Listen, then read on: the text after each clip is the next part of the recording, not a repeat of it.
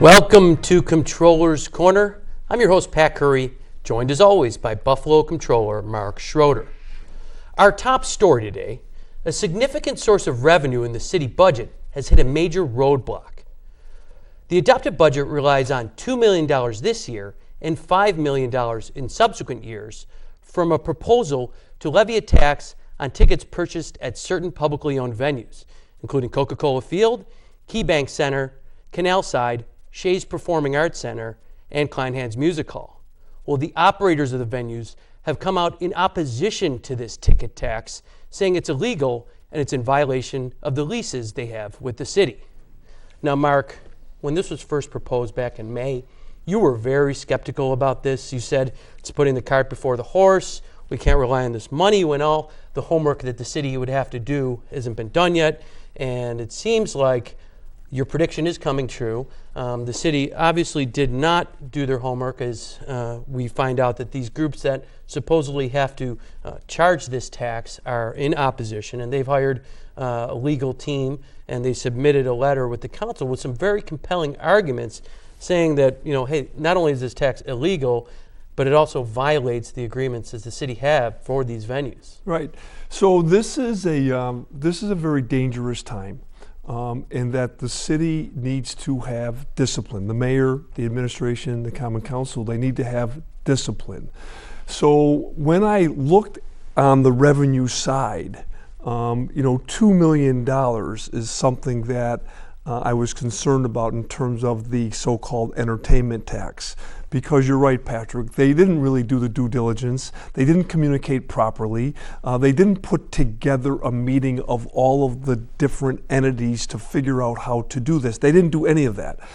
So what concerns me is not only did they not do that for the $2 million on the entertainment tax, but what did they really do in terms of communication on the other revenue items as well? $17 million they have earmarked for the casino money that hasn't come to Buffalo in a year and a half. And this is a political year. And so the Seneca Nation knows it. The governor's running for re-election. So they may not be interested in making a deal with this governor unless they get other things. This is dangerous to put it in the Buffalo budget for $17 million. $17 million plus $2 million that we're talking about. And then you were right to mention the out years that the mayor has the entertainment tax. That's not even going to make the first year. It's in the out years in the business plan. So it's very, very concerning to me.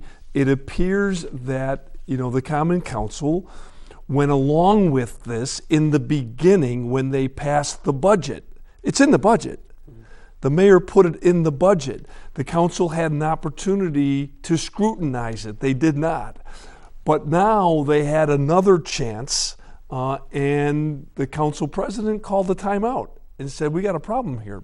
Based on what you said, there's a lawsuit going on right now, and that it seems to me that this $2 million, it's not going to take place. It's not going to happen. And so the Common Council is going to have to figure out, a plan B. And the mayor has the responsibility, too, to figure out a way to bring in $2 million that doesn't appear to be coming in the fiscal year that we're in, 2 months already gone already. And not to mention the $5 million in the subsequent years when this program is supposed to be up and running. Yeah. So for 4 years, that's a total of $17 million that right now is in total jeopardy because of this legislation. Now, the legislation that would enable this ticket tax is currently in the legislation committee. It's been tabled there by the council president. And some of the things that these operators have brought up is that the city of Buffalo, in their argument, has no authority to levy this tax because only the state government can give them the authority to do that. The state government has not done that. And it's also, they say it's a tax and not a fee because a fee is supposed to pay for certain services and right. Just those services. So, for instance, the user fees that people pay at home for their garbage. That money goes directly towards paying for picking up garbage and transporting it to the landfill.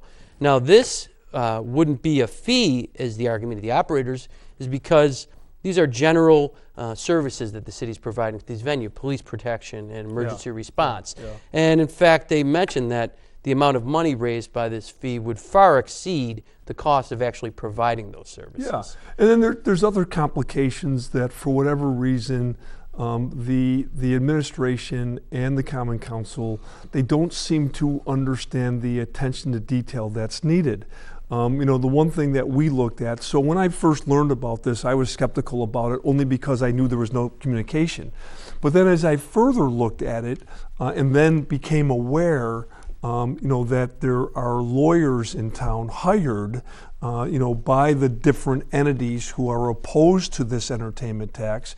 It then became troubling to me too that if you look at it, you know, from a comptroller standpoint, over the course of the last several years, we have gone to the bond market for some of these entities.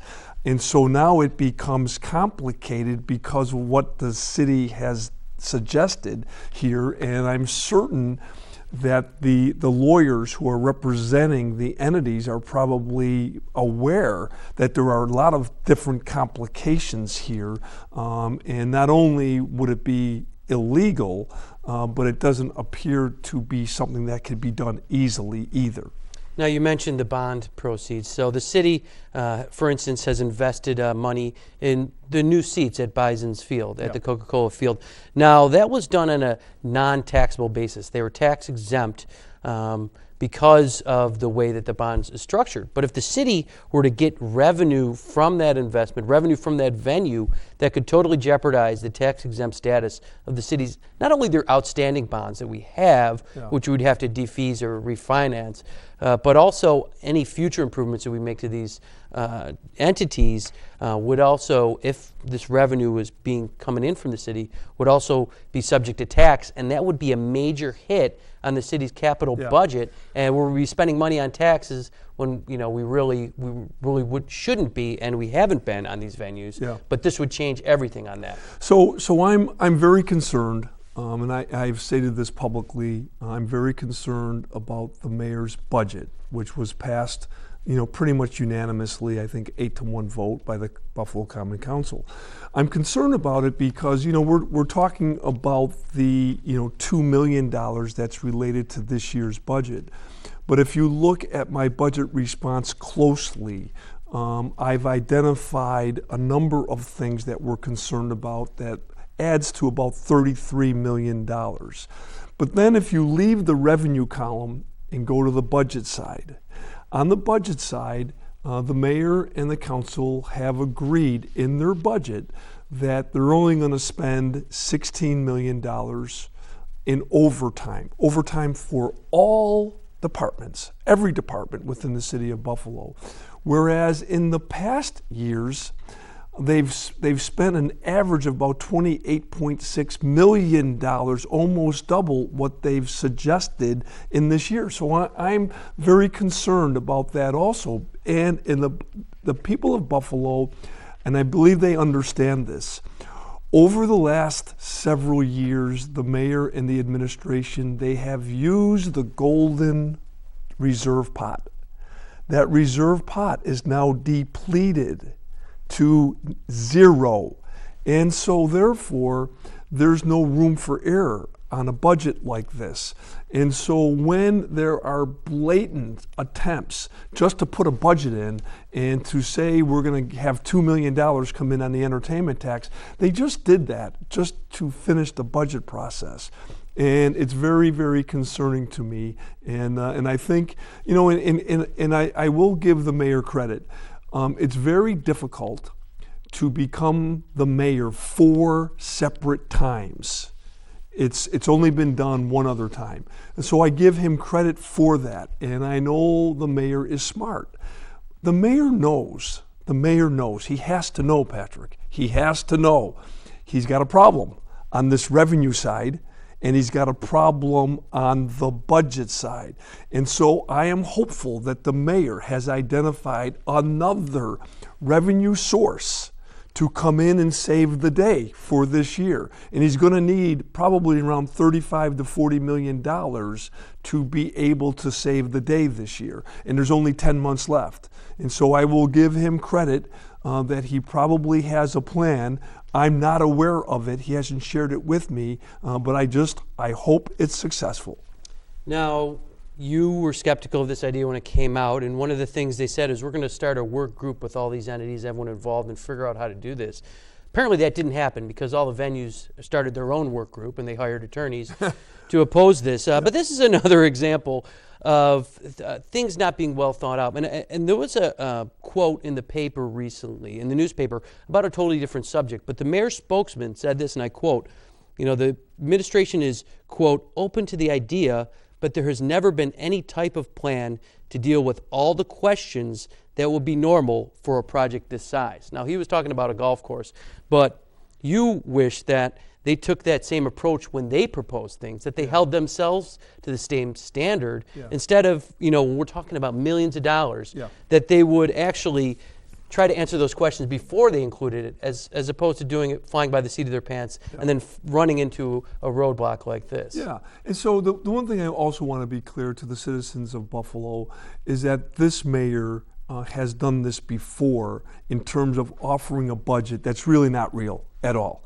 And it's just not this mayor. Mayors before Mayor Brown did the same thing. Governors do it. I was in the New York State Legislature for 7 years. I can assure you, governors do it also. But in a year like this, and knowing full well that there's a control board in town just waiting to come back in to run the place, would give me reason to believe that this administration, the mayor and the common council, they need to have more foresight. They need to have more discipline. They need to think things through better because there's a big risk here if it doesn't work. If it doesn't work, the elected officials in City Hall no longer govern. And the people, I believe, in the city of Buffalo and in New York State especially, they've had it with a lot of their elected officials. There's turmoil everywhere. And so I'm just concerned about this cavalier way of doing things. And I have a responsibility to ring the bell and to point it out, and that's exactly what I'm doing.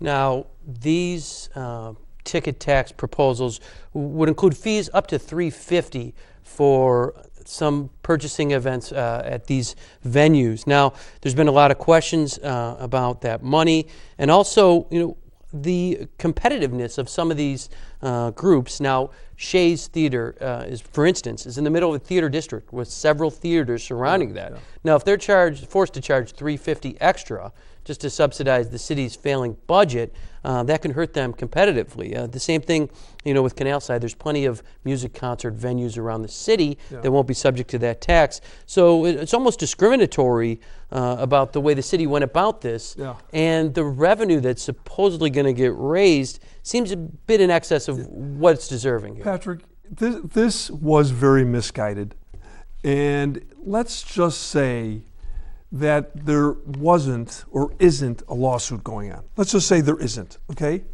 So let's talk about, is it really possible that the city of Buffalo could bring in $2 million? Is it possible? And I would suggest to the citizens of Buffalo, it's not possible. And the reason why it's not possible is that the different venues, for instance, the Sabres, the ticket holders, they've already purchased their tickets. It's already a done deal.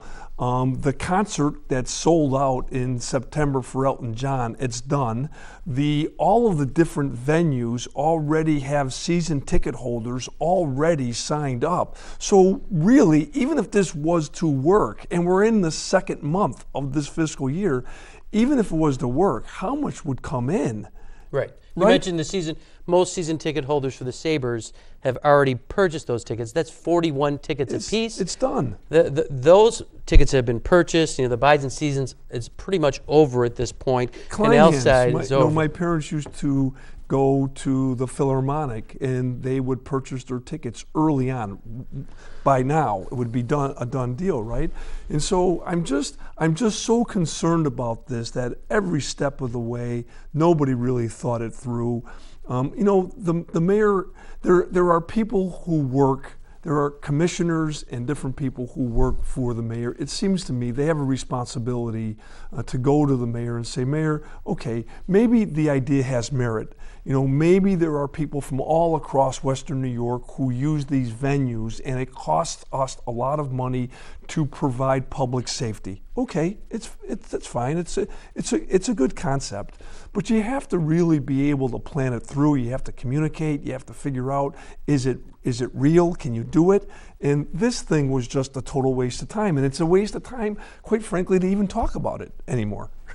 Right, and not only those people coming in, but they say they charge $350 extra for a Sabres ticket. That's $350 that they can't spend at our local shops, restaurants, and other facilities that are helping contribute to the economy. Yeah. And bringing people into Buffalo is what we should be doing, and not trying to drive them away is one of the arguments against one of these ticket No question. And this becomes, Patrick, a common council problem now. They have a problem. They have to fix this. And the council president, has said that they're going to take a time out for now, and that they're going to relook at it. And I would think that probably sometime in early September, the council president and the leadership of the council are going to have to address this issue. Well, we'll keep on top of this, and we'll inform our viewers of what's going on with Perfect. this ticket tax. We got to take a brief break, Mark. When I come back, I want to talk more about the Buffalo Municipal Housing Authority. Stay tuned for more Comptroller's Corner after this message. Welcome back to Comptroller's Corner. The Buffalo Municipal Housing Authority has no internal audit function. That's something Comptroller Schroeder is looking to change. He has written a letter to the mayor and the Common Council requesting that money be put aside either by the BMHA or the City of Buffalo for the hiring of an internal audit team that will look at operations at the BMHA and improve things and save taxpayer dollars by eliminating the waste, fraud, and mismanagement at the troubled authority. Now, Mark, there's been many stories recently in the press about the Housing Authority and just the way they go about purchasing things. Often companies that are cronies with people at the BMHA have been able to get an inside track on some very lucrative contracts with BMHA. And your audit team has looked at the BMHA, will continue to look at the BMHA. But as far as resources go, you have a whole city to look after. Yeah. And the BMHA is in dire need of some intensive supervision, intensive auditing. And so what you wanted to do is that you offered to do a request for proposals, show it to all the accounting and auditing groups in the area, and say, listen, for this amount of money, we estimate the cost of around $50,000. Could you develop an audit plan and execute these audits, especially over something like procurement, where BMHA obviously has some problems that they need to be corrected. This is taxpayer dollars, and it'll be money well spent, because oftentimes these audit result in savings to the city that they wouldn't have occurred if they wouldn't do it. And with taxpayer dollars here, it's certainly the second set of eyes, because they might have a new board and they might have a new executive director, but we're still seeing the same old problems from BMHA. Yeah. So it's pretty clear to everybody. And think about the most vulnerable people within our Buffalo community who live at the 27 different housing developments around the city of Buffalo. Think about them first and foremost. I do. I've been to all of them. And there is mismanagement. There's not respect given to those who live in those facilities. That's first and foremost. And there's mismanagement everywhere. And so I believe that what we really need to do is, especially, the mayor came out a year ago and said he needs to pay attention. He needs to bring in new board members. He needs to bring in special expertise, big shot bankers to come in and to really take a look at this. That was a year ago. And so the mismanagement continues. Not only does it continue with what we have revealed to the citizens of Buffalo, but the Buffalo News has dedicated a reporter, and also the editorial page has been very clear. So this isn't partisan. This isn't, I'm mad at the mayor because he beat me in an election last year. It has nothing to do with this. What it has to do with is that we have tried We have an audit department, audit division that's relatively small, and as you pointed out, we have responsibilities to the entire city of Buffalo and all its entities. And this is going to take a lot of time and a lot of effort to do a comprehensive audit, especially as you pointed out, there's no internal audit controls at all. The BMHA has been in existence since 1934. How could that happen? So we have suggested strongly to the mayor, give us an opportunity to work with you, Mayor, and with the Buffalo Common Council, of which we have done before. Not too long ago, Patrick, and you know this well, Councilman Fontana and the Buffalo Common Council passed a resolution asking us to do an audit of National Grid. And we had the same situation back then. We weren't equipped to do it internally, so we found experts to come in through an RFP, request for proposal, and we found the best experts to come in to assist us. And at the end of the day, over $1 million came into the citizens of Buffalo, to the general fund, because we knew National Grid wasn't doing right by the citizens of Buffalo. The same thing is happening now, and we're asking for expertise. We will oversee it, and we will work with everybody. We'll work with the Office of the State Comptroller. We will work with the administration, the Common Council, but we need to bring somebody in for finally to take a look at the BMHA and to make them understand you have to have best practices, and they don't. Now, you sent this letter out, I believe, a couple weeks ago. You haven't heard a response yet, but it's filed with the council. So when the council returns in September, this is going to be something that's on their agenda, and we'll have the opportunity to address the council on the importance of something like this, especially when, every time you open the paper, it seems like there's another story about BMHA and the tax dollars that are wasted there. Patrick, the one thing that I've learned, I was in the private sector for 25 years, and I've been elected now, for some time, both as a legislator and as the Buffalo City Comptroller. So Plan A is really for the mayor and the council to embrace this idea and to let's help each other figure out a way to do this. I always come up with Plan B and Plan C. So if the council and the mayor, if they don't want to be responsive, if they say, well, no, we don't want to really work with the comptroller, then that's fine. I'll go to a Plan B. But at the end of the day, we are going to make sure that the citizens who live in the 27 different developments, even though I don't have direct responsibility for them, the mayor does. And the Common Council do. It was them in 1934 who created Buffalo Municipal Housing, and then the New York State Legislature sanctified it and said, yeah, that's what we want to do. So I'm going to start holding people accountable. If they don't want to work with me, I'm going to start holding people accountable and make them responsible for what's happening or what's not happening within the management and within the facilities across the great city of Buffalo. Now, while we're talking about the BMHA, you had pointed out a couple years ago that the BMHA had owed the city of Buffalo about $4 million. At first, they tried to write that off their books, and then they denied that they owed the money at all. And then they eventually admitted that they owed the city this money. They haven't paid us back. But while we're talking about the BMHA, this would go a long way towards filling some of those budget holes we were talking in the beginning of the show. The $2 million ticket tax budget hole that doesn't look like it's going to come through, that could be plugged very easily if the BMHA would just pay back the money that they owe to taxpayers, and they have a lot of assets out there. And frankly, some of those assets might be in better hands with other operators because we see how the BMHA does business. Patrick, the people of Buffalo, they understand the term sweeping things under the rug.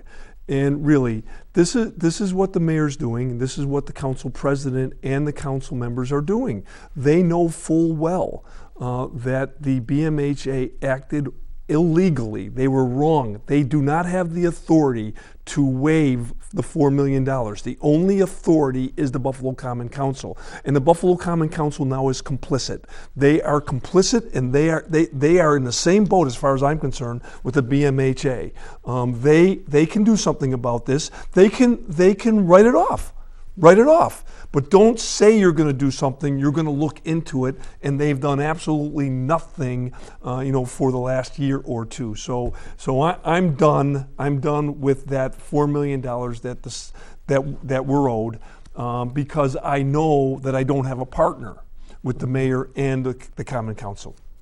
And we always know that the developers who work with the BMHA are often the first one to get the money, and the people that actually live in the facilities are last in line. So to say that this would take away from the people living there is a joke, because we all know that these developers that buy these credits and that they're have these deals with BMHA, they're the ones that get the money first. And the poor residents are living in squalid conditions and are often the last in line.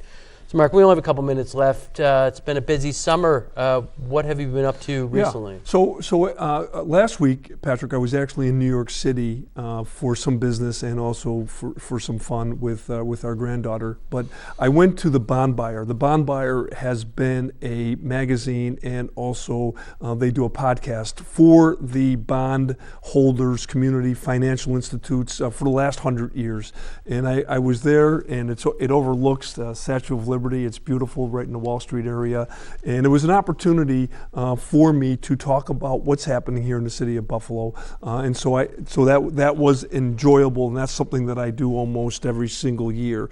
I worked with some community good deed doers, Mrs. Triggs, who has been helping people all across the city of Buffalo. She had a back to school program on Sunday on the west side, so I assisted her. And then on Saturday, there's a young man by the name of Stefan Wright.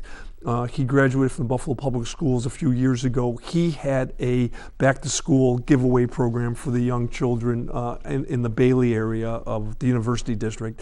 So I attended that. And then on Sunday, I went to the Irish Famine Mass, which has been going on for years at the Erie Basin Marina. And also I celebrated with my Ukrainian friends the 27th anniversary of independence at Dnipro, which is on in the city of Buffalo. And Dnipro is named after Dnipro because Dnipro is the mightiest river in Ukraine. So it was a very busy weekend, and I enjoyed the ethnicity, and I enjoyed being around the entire city of Buffalo, east, west, north, and south. Well, Mark, that's all the time we have. Thanks for joining us. And thanks for joining us at home for this episode of Comptroller's Corner. Make sure to check out the Comptroller's website, our Twitter handle, our YouTube page, and our Facebook page. Thanks a lot for joining us. On behalf of Mark Schroeder, this is Pat Curry signing off.